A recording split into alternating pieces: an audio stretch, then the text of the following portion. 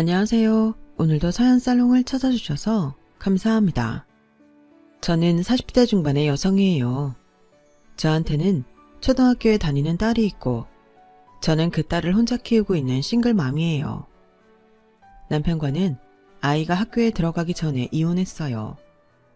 아이까지 있는데 왜 이혼을 한 건지 좀 참고 살지. 그렇게 생각하시는 분들도 계실 것 같아요. 하지만 저는 아이를 잘 키우기 위해서는 이혼을 하는 게 낫겠다고 판단을 하게 됐어요. 제가 그렇게 생각하게 된 건 남편이 지나치게 시댁만 챙기고 저와 아이까지도 시댁을 위해 희생해야 한다고 강요했기 때문이에요. 솔직히 남편과 연애를 할 때에는 그 정도인 줄은 꿈에도 몰랐어요. 그저 남편이 자기 가족을 엄청 챙기는 사람이라고 여겼죠. 그렇게 자상하고 식구 챙기기를 우선하는 남자라면 결혼해서 나랑 자식한테도 그러겠구나 하고 생각했었어요.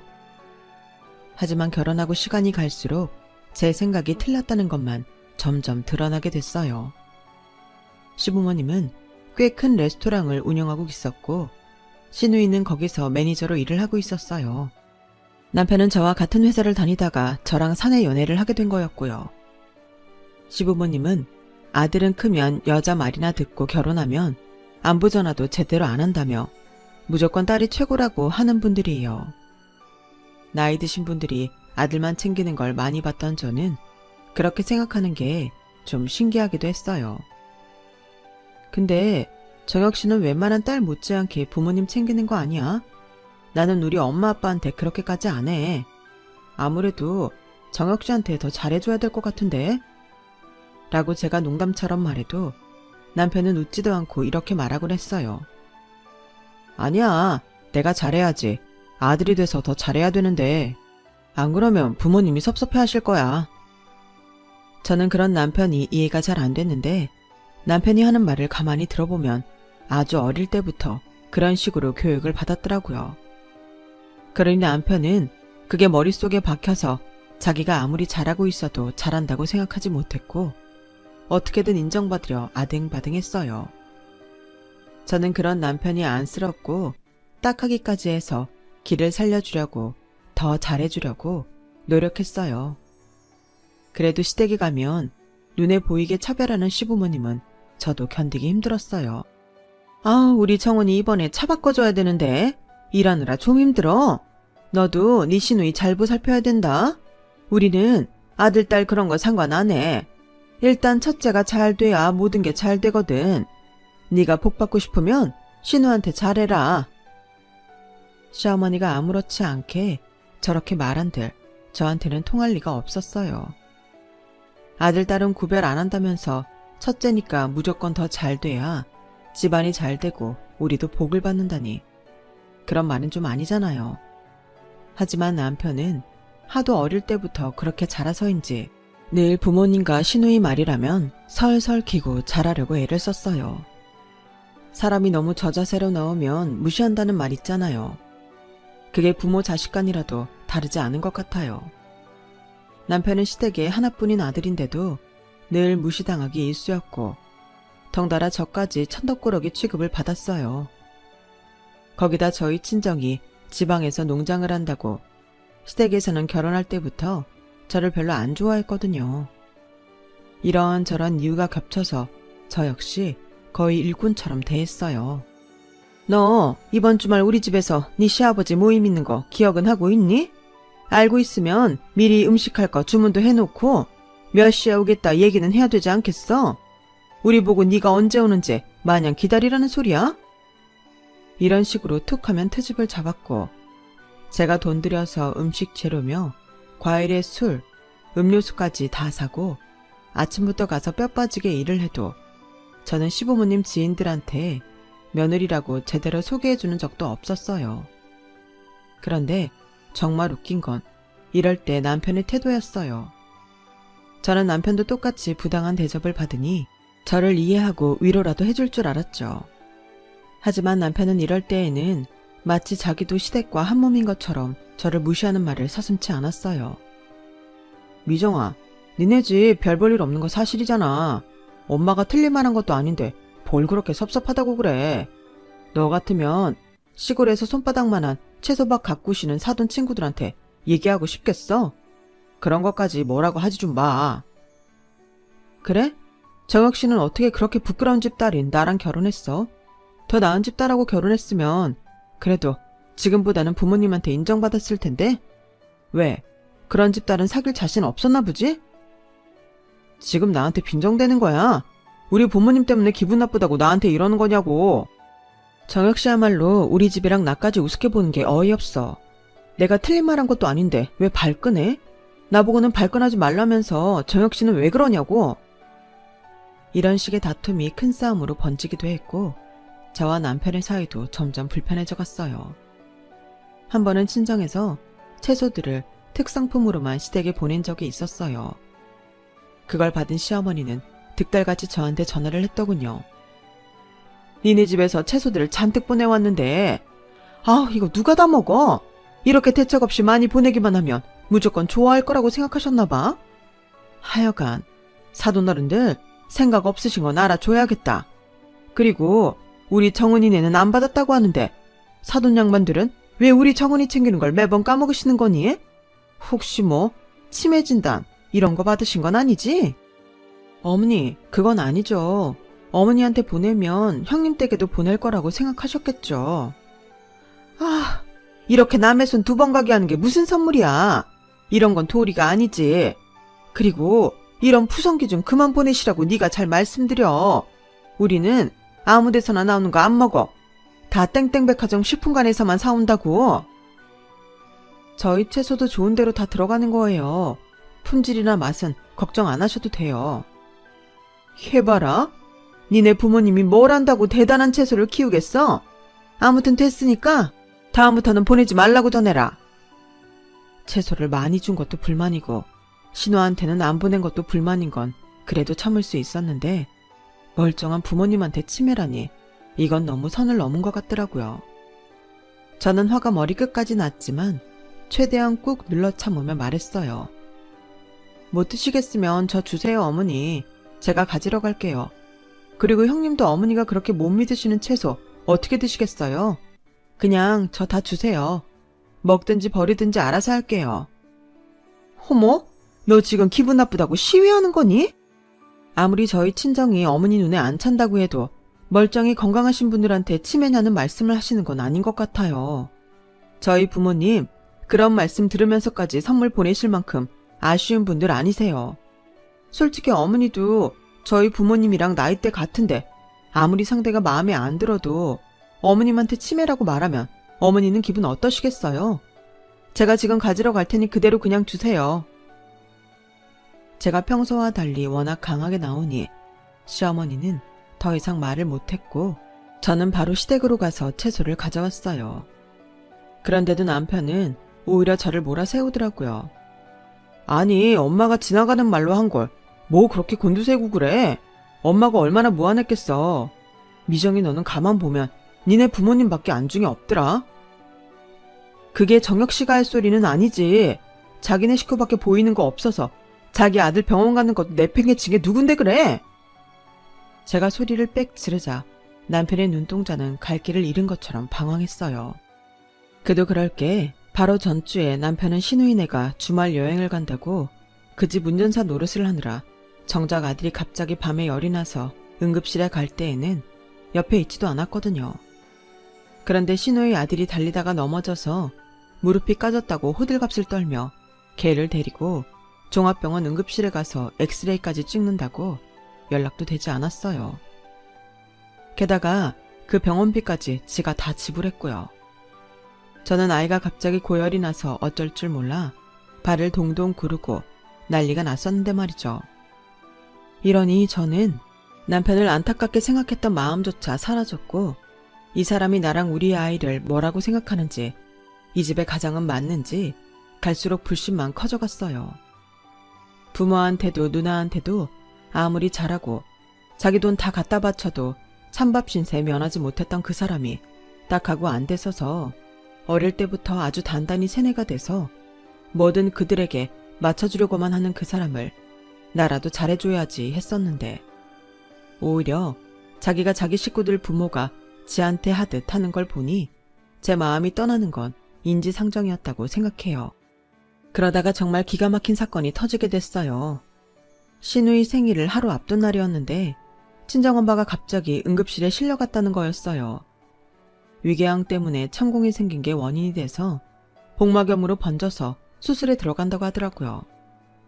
저는 엄마가 잘못되실까봐 정신을 간신히 붙잡고 남편한테 바로 가보겠다고 했어요. 엄마 지금 수술 들어가신대. 지금 터미널에 막차 있다니까 그거 타고 갈게. 당신은 언제 올래?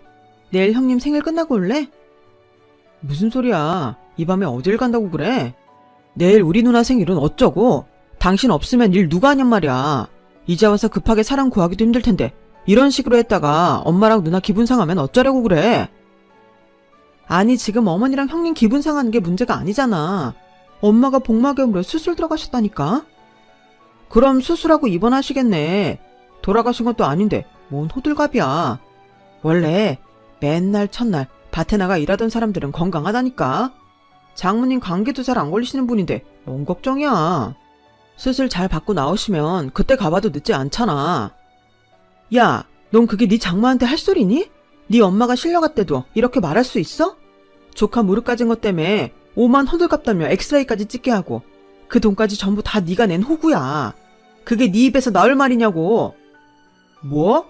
야, 너 호구? 와, 이제 막 나가자는 건가? 이런 식으로 천박한 인성이 본색을 드러내는 거네. 역시 엄마 말이 맞았어. 천하게 반일이나 하던 거 어디 안 갈 거라고 했는데. 그럼 그렇게 잘난 이네 식구는 네가 알아서 챙겨. 네가 내일 가서 일을 하든지 알아서 하라고. 나는 천박해서 더는 니네 집 가서 일 못하겠으니까 가서 우리 엄마 챙겨야겠다. 알았냐? 저는 그동안 참고 참았던 울분을 다 터뜨리고는 자고 있던 아들까지 깨워서 짐을 대충 챙겨 집을 나왔어요. 고속버스를 타고 친정 식구들이 있는 병원으로 향하는 내내 서름과 분노가 복받쳐서 아들을 무릎에 눕히고 재우면서 계속 눈물을 흘렸네요. 제가 병원에 도착했을 때는 엄마는 수술이 끝나 병실로 옮겨져 주무시고 계셨어요. 참만 다행으로 수술은 잘 됐다고 하네. 조금만 늦었어도 더 큰일 났을 텐데 그래도 때 맞춰 왔다고 의사가 그러더라.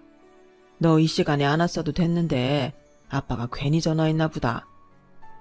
그런 말이 어딨어. 전화 잘했어 아빠. 엄마 그렇게 급하게 수술 들어가신다는데 당연히 와봐야지. 저는 아이를 친정에 데려다 놓고 다시 병원으로 와서 계속 엄마 옆에 있었고 엄마가 퇴원하실 때까지 친정과 병원을 왔다 갔다 하며 집안일도 챙기고 엄마 병간호를 했어요. 그때 제가 눈여겨본 게 있는데 아들 녀석이 집에서 있을 때보다 훨씬 편하고 즐거워 보였다는 거였어요. 물론 외할머니가 아프시다니 어린 마음에도 시끄럽게 하면 안 된다는 걸 알았는지 병원에 와서는 조용히 있었지만 친정에서는 외할아버지, 외삼촌, 외숙모 사랑을 받으며 신이 나서 종종거리며 다니는 게 집에서 늘 아빠가 무슨 말만 하면 고개 숙이던 것과 너무 다르더라고요. 저는 그때 처음으로 과연 내가 이대로 결혼 생활을 유지하는 게 무슨 의미가 있을지 생각했던 것 같아요. 남편은 엄마가 퇴원하고 나서야 뒤늦게 쭈뼛거리며 나타나서 건강하시라고 인사를 하더니 저보고 얼른 올라가자고 재촉을 하더군요. 마음 같아서는 확 친정에 눌러 앉고 싶었지만 그랬다가는 이제 막 몸이 회복되기 시작하시는 엄마도 걱정하실 것 같았고 친정 식구들한테도 폐가 될까봐 정말 억지로 집으로 돌아왔어요. 그런데 얼마 안 가서 남편과 시댁한테 완전히 뒤통수 맞는 일이 벌어지고 말았어요. 항상 저와 아들한테 싸늘하기만 했던 시댁 식구들이 웬일로 저희 전부 저녁 초대를 하더니 극진히 대접하더라고요. 게다가 단 한 번도 우리 아들 용돈 줘본 적 없던 시아버지가 준서야 라고 이름까지 부르며 용돈에 장난감하고 책 선물까지 주는데 이게 꿈인가 싶어 얼떨떨 하더라고요. 오늘 무슨 날인가요?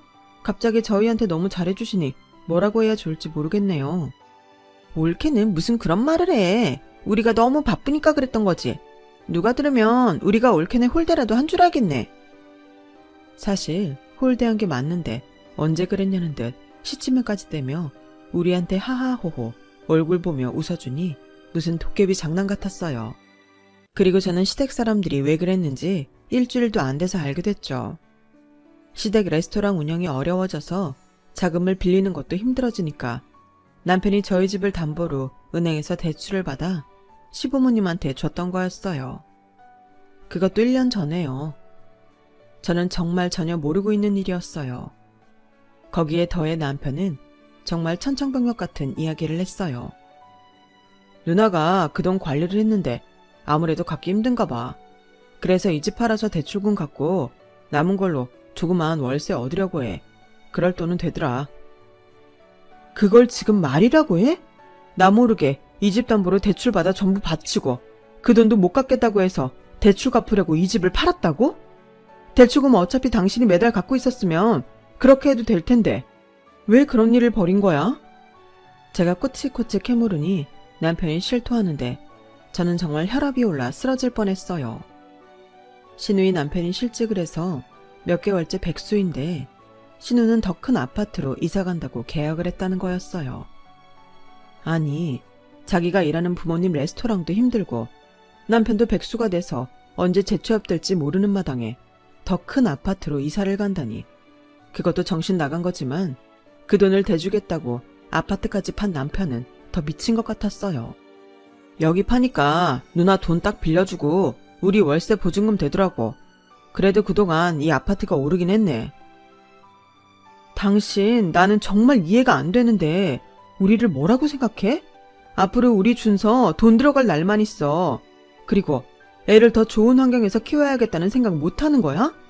애가 어린이집에서 월세 산다고 차별이라도 받으면 어떡하라고. 솔직히 이런 생각하면 나도 나쁜 사람이지만 현실에서 그런 이야기를 너무 많이 듣고 보니까 우리 애만큼은 좋은 환경에서 잘 키우고 싶었어. 뭐 대단히 좋은 환경까지는 아니어도 여기서 계속 살면 남들만큼은 하고 살 수 있었는데 이게 뭐야? 왜 하루아침에 우리를 이렇게 비참하게 만들어? 월세가 그렇게 싫으면 장인어른한테 좀 도와달라고 해. 니네 부모님은 빚진 것도 없고 사업하느라 모험할 일도 없잖아. 이 인간아, 농사는 뭐 그냥 되는 건 줄 알아? 일은 네가 저지르고 왜 우리 부모님한테 책임지라는 거야? 저는 너무 화가 나서 소리를 빽 질렀어요. 제정신일 수가 없었죠.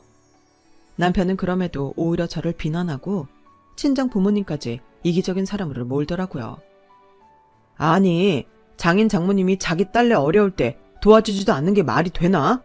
우리 부모님은 돈 때문에 잠도 잘 못 주무실 텐데 당신 부모님은 그런 것도 아니면서 돈 한 푼 안 내놓으시면 안 되지. 이런 건 당신이 나서서 우리 시댁 좀 도와달라, 우리 집 좀 해달라, 그래야 되는 거 아니야? 어떻게 당신은 당신 친정만 챙겨? 우리는 당신 가족으로 생각도 안 하는 거지?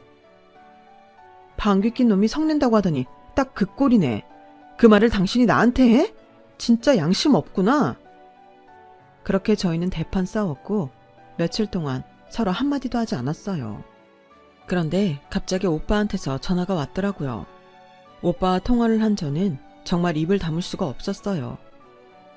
어떻게 돈 문제는 잘 해결됐어? 매제가 전화와서 니네 갑자기 이사가게 됐는데 돈이 모자라는데 나한테 도와줄 수 없겠냐고 하도 사정사정해서 내가 엄마 아버지 모르게 그냥 1억 넣어줬어. 이제 다 잘 되고 있는 거지? 뭐라고? 1억을 그 사람한테 줬다고? 언제 그랬는데? 너 미정이 모르고 있었던 거야? 매제는 네가 미안해서 말 못하겠다고 했다던데. 그래서 네가 매제한테 얘기 좀 해달랬다고 그러더라고. 저는 그 이야기를 듣고도 화를 참을 수가 없었는데 집에 온 남편은 제가 따지기도 전에 정말 개소리를 짓거리더라고요. 와, 당신도 그렇고 장인 장모님도 그렇고 지독하다, 지독해. 형님이 바로 1억 보내주는 거 보고 알았잖아. 돈이 그렇게 있으면서 여태까지 없는 척하고 살았다, 이거 아니야? 어쩌면 사람들이 그렇게 지독해? 당신은 더한 사람이고 말이야. 우리 부모님 정도 인격이 되니까 당신이나 당신 집안 참아준 건데 돈을 꽁꽁 꽁쳐놓고 입 딱 닫고 있었네. 와, 나 진짜 어이가 없어. 너 진짜 사고회로 이상하게 돌아간다. 김정혁 씨, 너무 어릴 때부터 찬밥덩이로 살다 보니 생각하는 것까지 삐뚤어진 거 진작에 알고 있었지만 그래도 나쁜 사람은 아니라고 생각했는데 뭐가 어째? 우리 친정에서 돈 받아 먹은 것도 모자라서 감히 우리 부모님까지 모욕을 해? 너 두고 봐, 내가 어떻게 하는지. 하, 두고 보자는 사람 제일 안 무서운 건 아나 몰라? 네가 대체 뭘 어떻게 할 수 있는데? 그래, 그게 뭔지 나도 기대하고 있을게. 그 인간은 저한테는 막말을 퍼붓고 뒤로는 다시 친정 부모님한테 전화를 해서 우리 형편이 어려워졌다며 우는 소리를 했더라고요. 얘, 김서방 말이 다 사실이니? 니네 아파트도 팔고 월세 가게 생겨서 네 오빠가 1억 해줬다며. 그러지 말고 아빠가 세 주고 있는 아파트에 들어가지 그래. 니네 집에서 얼마 멀지도 않은 데라 이사하기도 쉬울 테고. 아빠가 그렇게 하라고 하시는데 아님 아파트 하나 사줄까? 엄마, 나 뭐 확인할 게 있는데 아파트 얘기 말고 혹시 그 사람한테 돈 보내준다고 한 거 있어?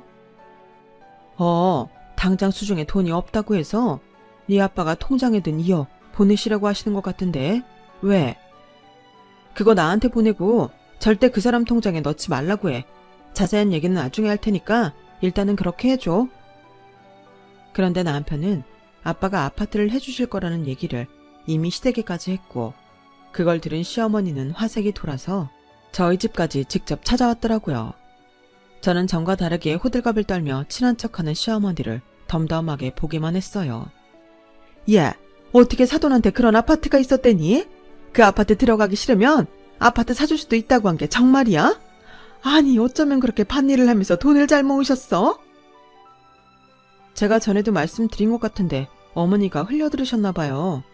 저희 친정 특수 농작물 재배해서 땡땡 백화점보다 더 고급인 호텔로만 들어가고 웬만한 레스토랑에서는 사지도 못해요.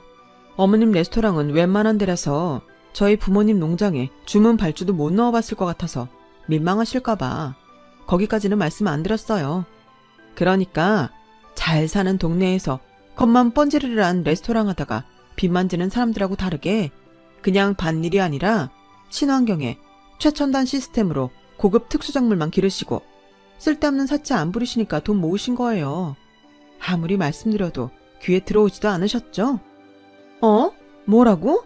너 지금 뭐라고 했어? 내가 잠깐 딴 생각했나봐. 제대로 못 들었네? 별로 중요한 말은 아니지? 시어머니는 자기가 생각해도 민망한지 얼굴이 빨개져서는 되도 않는 변명을 해대더군요. 그래서 말이야, 정혁이가 우리 정은이네 가려고 한 아파트보다 사돈 어르신이 해주신다는 아파트가 더 좋다고 거기로 가라고 하더라고. 그래서 지금 우리 정은이 신나서 이사 준비하고 있지 않니? 아, 네가 아주 이제야 신우 대접하는데 한몫하는구나 싶어서 어찌나 대견한지 모르겠다. 이사 준비를 하세요? 저희 아빠가 해주신다는 그 아파트로요? 아, 그랬군요. 그게 언제인데요? 저는 신우가 이사를 하겠다는 날짜를 알아낸 후에 말없이 혼자 이혼 소송 준비를 했어요. 물론 남편한테도 말하지 않았죠. 괘씸한 그 인간은 부모님이 저를 생각해서 주시려고 한 아파트까지 지네 집에 주려고 저한테 한마디 상의도 안 했으니까요. 시어머니가 다녀간 걸 모르는 남편은 그 후에도 저한테 아파트에 대해 이런 방구 꺼내지 않더라고요. 거기에 더해 아빠가 돈 보내주기로 한 것도요. 그러던 어느 날 남편은 자기한테 돈이 안 들어오자 퇴근하고 집에 와서 똥 마려운 강아지처럼 거실을 이리저리 돌아다니다가 핸드폰을 들고 방으로 들어가더군요. 저는 재빨리 뒤쫓아가서 남편이 통화 버튼을 누른 핸드폰을 낚아채서 확인해봤어요. 아니나 다를까 아빠한테 전화를 걸고 있더라고요. 왜 이래? 전화 내놔. 너 우리 아빠한테 돈 달라고 할 거잖아. 무슨 말도 안 되는 소리야. 그냥 안부 전화야.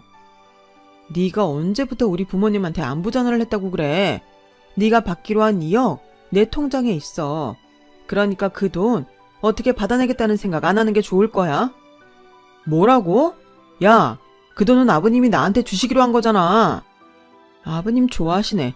누구 보고 감히 아버님 소리를 해? 우리 아빠가 어떻게 네 아버님이야? 언제는 이기적이고 지독하다더니 아버님? 너 진짜 양심 팔아먹었구나. 야, 잔말 말고 얼른 그 돈 나한테 입금해. 내놓으라고. 왜? 그 돈 또 니네 엄마 아빠한테 갖다 바치고 인간 대접 받아보고 싶어서 그래? 꿈 깨. 네가 그럴수록 니네 부모나 누나는 널 호구로만 알 거야. 나도 지금까지 호구로 살면서 깨달은 건데 넌 왜 모르니? 하긴 그걸 모르니 지 처자식 내팽개치고 지네 부모님하고 누나한테만 설설 기느라 아주 영혼까지 갖다 바치지. 미안한데 이제 나는 그 호구짓에서 빼줘. 우리 준서도. 뭐? 너 지금 무슨 소리 하는 거야? 얼른 아버님이 보낸 돈이나 내놓으라니까. 너 나랑 이혼할 건데 어디다 대고 돈을 내놓으라는 거야? 뭐? 이혼? 그게 무슨 소리야? 그래, 이혼. 너랑 이혼한다고. 그러자 남편은 웃음을 터뜨리더니 저를 비웃더라고요. 그래, 어디 해봐, 이혼. 누가 해준대? 네가 이혼할 거면 벌써 했겠지. 이제 와서 용기도 없는 주제에 무슨 이혼 타령을 하고 있어. 그러면 내가 겁먹을 것 같아? 더 이상 가짜는 소리 하지 말고 내일 오전에 은행 가서 나한테 그 돈 전부 보내. 말이 안 통하니 저는 행동으로 보여줘야겠다 싶었고, 그날 저는 짐을 싸서 아들과 함께 아빠가 주신다고 한 아파트로 들어가 버렸어요.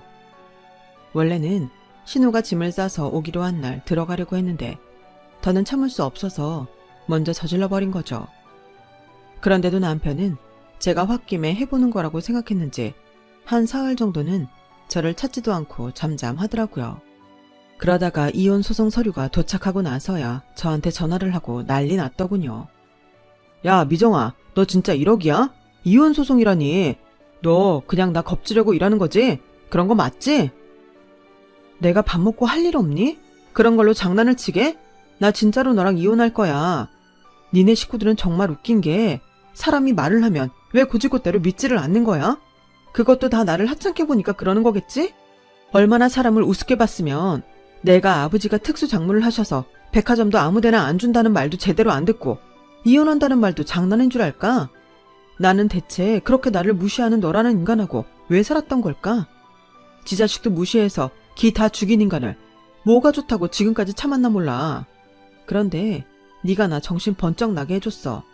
우리가 살던 아파트 그거 공동명의임에도 네가 멋대로 내 도장의 위임장까지 위조해서 니네 집에 퍼주고, 그것도 모자라서 누나 이사까지 우리 아빠가 해주는 아파트로 가게 만들어?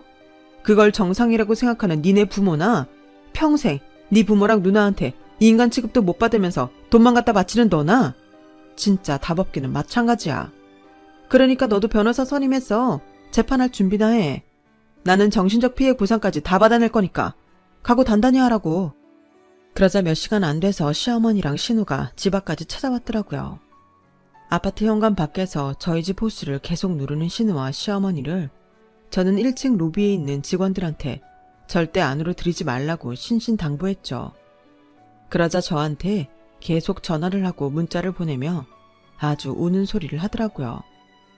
시간이 좀 지난 후에 저는 1층으로 내려왔고 아파트 현관 밖으로 나가서 두 사람을 만났어요. 아니, 우리 이사 준비 다 했는데 이러면 어쩌자는 거야? 정혁이랑 싸웠으면 정혁이하고 풀어야지. 우리한테 화풀이하는 건 아니지. 그래, 맞아. 이럴 때일수록 이성적으로 대처해야지. 정혁이가 너한테 말 안 하고 일을 진행시켰나 본데 그런 건 좀 넘어가주면 안 되겠니? 어쨌든 나 이사는 해야 되지 않겠어? 그 이사를 왜 우리 아빠 아파트로 하는데요? 맡겨놨어요? 우리 아빠가 아파트 얘기를 꺼낸 건요, 저랑 준서가 살 집이라고 생각해서예요. 아닐 것 같으세요? 그럼 저희 부모님하고 통화해 보시든가요. 예, 지금 네가 화가 많이 났나 본데 일단 진정을 좀 하자.